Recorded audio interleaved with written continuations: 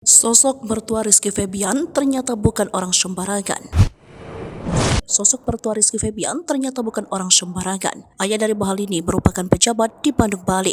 Ayah Bahalini Igede Suraharja dikenal luas masyarakat di Bandung, Bali.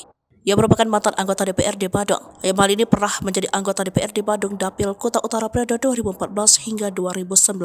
Ia sempat kembali maju di pemilu 2019 namun gagal lolos. Igede Suraharja lantas mencoba peruntungan lagi di pemilu 2024, tapi belum diketahui apakah kali ini calon mertua Rizky Febian lolos atau tidak. Dengan latar belakang pekerjaan sang ayah yang tak kaleng-kaleng, rasanya tidak heran jika Bahalini punya rumah mewah di Bali. Jauh sebelum berkecimpung di ranah politik, Igede Suraharja memiliki berbagai macam bisnis. Ia diketahui bekerja sebagai pengusaha yang memiliki bisnis di berbagai bidang, mulai dari transportasi hingga penginapan. Melansir dari tribunbali.com, kursi DPR di Kabupaten Badung di daerah pemilihan Kota Utara akan mengalami penambahan. Dari sebelumnya 6 kursi pada periode 2014 hingga 2019 menjadi 7 kursi pada periode 2024 hingga 2029.